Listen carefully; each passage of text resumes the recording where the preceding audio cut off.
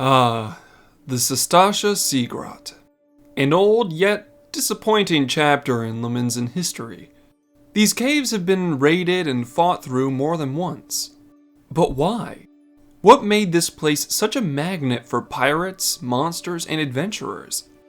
Today, let's delve into the aquatic dungeons of Sastasha and find out. The Sastasha Sea Grot is a naturally formed series of caves created by an almost constant battering of the tides. It likely took hundreds of years of natural wear and tear from the ocean, as well as excavation from various digging monsters, to fully realize the vast caverns we recognize them as today. The fact that almost everything inside Sastasha is either eroded down or covered in aquatic plant life lends to the area's strong connection to etheric water. To walk these caves during high tide must have been a death sentence once upon a time. But the cave network has become so large that it became rather cozy to the plants and animals that chose to live here. But that's not all Sastasha was to be. History suggests that the first person to find and fully realize these networks of tunnels was the legendary pirate Mistbeard. At the time, Sastasha was undiscovered, and not on any modern map, making it a perfect spot for one famous pirate such as Mistbeard. He likely would have done everything in his power to keep Sastasha hidden from the world, and in doing so, turn it into a veritable paradise for his crew. But that would have all changed when the Sahagin became desperate enough to summon Leviathan, the Lord of the World. Once Leviathan used his powers to turn a piece of Western Lenosha into the Sapsa spawning grounds, the Sastasha Sea Grot would no longer have been safe, forcing Mistbeard and his crew to abandon the caves if they haven't already. Though there's evidence pointing towards the latter, since the dread pirate Mistbeard suddenly disappeared without a trace along with his crew and wealth. But even after the creation of the spawning grounds, these caves wouldn't stay empty. Not for long. Eventually, Merlwib Lohiswin would win the Trident and become the Admiral of Limsa Lominsa. With her newfound power, she outlawed piracy, and this created an uproar. After a lot of deal-making and treaty signing, her new policy on piracy was all but secure. But there were pirate crews that refused to fall in line with her new way of thinking. One such pirate crew were the Serpent Reavers. They refused to give up their pirate ways and were branded as traitors to Limsa Lominsa. What happened to them after the fact is still speculated to this day. It's rumored that they struck a deal with the Sahagin in order to survive on their own. Others say that they were cornered by the Beast Tribe and tempered immediately. But regardless of the order in which it happened, the Serpent Reavers did start working with the Sahagin. And what better place to make their base of operations than Sastasha? Mistbeard had kept Sastasha off of most maps, so hardly anyone knew that this cave network was nearly as large as it truly was. The Serpent Reavers even spread rumors that these caves were swarming with rabid Corel to keep people away. These rumors did in fact work for a while, and the common folk kept their distance. With a new hideout to work out of, and the added protection of the Sahagin, the Serpent Reavers were free to continue their pirating life without interference. And continue they did, as they resumed ravaging the hamlets of Vilbrand.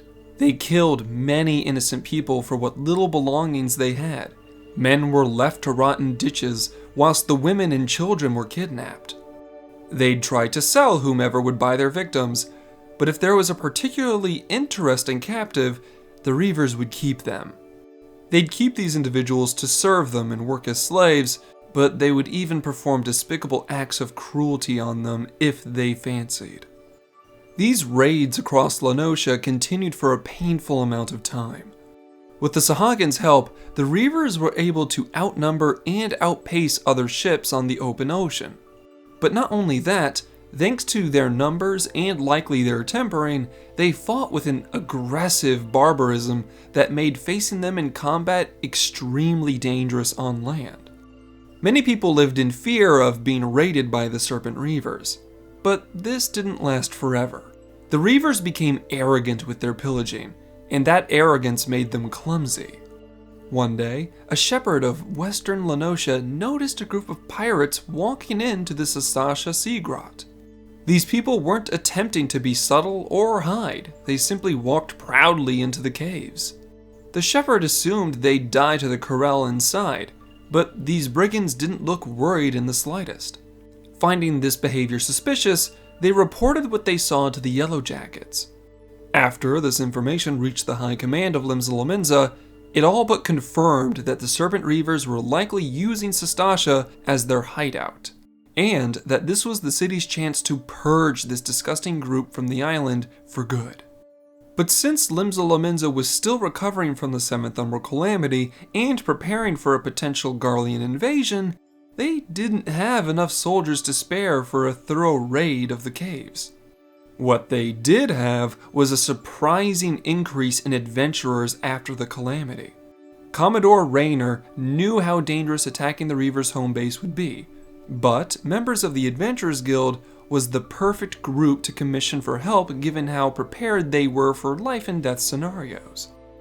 With that, the deal was struck, and adventurers were sent into the caves to investigate for pirate activity, and bury them if necessary. At first, there's only aquatic creatures and monsters in the sea grot.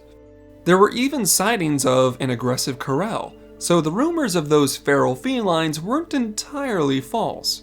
But the further you go into the caves, the more evidence you find of the pirates' activity. Eventually, the adventurers stumbled upon the leader of the Serpent Reavers, Captain Madison.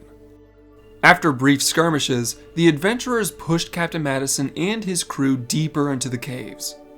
The pirates clearly weren't expecting anyone to attack them in their home, so many of the Reavers weren't prepared for a fight, giving the adventurers the element of surprise. The adventurers cut down any pirate that stood in their way, freeing more than a few kidnapped women that had been kept as servants by the Reavers. This bloody retribution continued all the way to their docks, where the adventurers discovered where the pirates hid the bulk of their loot, as well as cornering Captain Madison. The man had realized he was no match for this surprise attack, as the coward kept retreating, hoping that his crew would finish the adventurers off.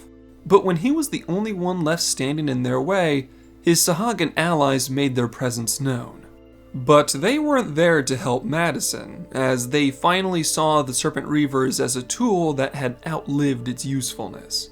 The Sahagin, known as Den the Orca-Toothed, cut Captain Madison down as punishment for his failure and did battle with the adventurers instead. Yet this didn't work out as planned, since the adventurers were already warmed up from having fought the Serpent Reavers, making short work of Den and his brothers. Limsa Lominsa praised the adventurers and the guild for a job well done. The people of Lenosha could finally sleep more soundly, knowing that the nightmare the Serpent Reavers had created was finally over. I wish I could say that's the end of the story, but unfortunately the Sahagin weren't done with Captain Madison or his crew. Enraged at his failure, the Sahagin summoned Leviathan, who was not content to let those shorewalkers keep what little humanity they had left. Basic tempering wasn't good enough, so Leviathan released a powerful wave of water-aspected ether over Captain Madison and his crew. This drastic tilt towards etheric water caused Madison and his crew to mutate into water-aspected monsters. Monsters that lived only to serve Lord Leviathan. To the Sahagin, Sastasha was too valuable a location to lose, so they sent the newly transformed Reavers back to the caves to reclaim them. This worked, and any adventurers sent by Limsa to retake the caves came out and admitted it was too much for them to handle. It was at this point that Lominsa's high command decided only seasoned and proven members of the Adventurers Guild could handle this task. And after securing said fighters, they were dispatched to fight this new threat in Sastasha. It was at this point that the adventurers realized the fate of Captain Madison and his crew, seeing how they've been turned into mindless aquatic monsters that needed to be put down if the sea grot was truly to be freed. Although Captain Madison proved to be just as cowardly in this form as his previous one, since he kept retreating at the slightest sign of losing. Eventually, he made it back to the docks of Sastasha again, using his new connections to aquatic monsters to summon a powerful kraken. But like the Sahagin, this beast was not on Madison's side, as it would attack him and his pet bird. But the adventurers wouldn't be dissuaded and fought the kraken head-on. Eventually, they won, and the kraken perished, never to terrorize the seas again. The adventurers were hailed as heroes all over again. Not only was Sastasha freed from the transformed Reavers, but that kraken would never harm anyone else on Vilbrand. And that is the complete history of the Sastasha Sea Grot.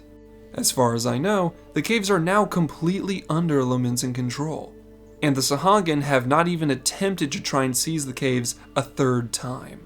But this is all well and good.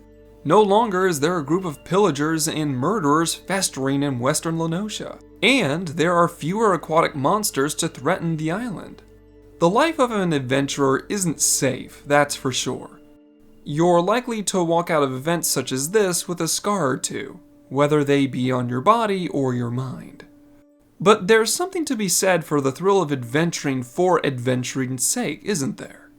So the next time you find yourself walking the Sastasha caves, remember this story, and be ready for anything. Hello everyone! Thank you so much for watching till the end of the video. I know you all are tired of hearing this, but if you really want to show me some love, liking the video, subscribing to the channel, or even just leaving a comment would do wonders for me. It lets me know I'm doing a good job and helps me reach even more people. But to those that really want to go above and beyond helping me and the channel, I have created a Patreon, links in the description. Speaking of Patreon, I have a couple donators I need to address. Big shout out to Valvalis Oma and Potato for supporting me and the channel in a major way. But that being said, I'm so happy you stayed and watched through my content. I'll always be putting out material so long as you want to watch it. That being said, I need to start working on the next video. Till then, stay safe my friends.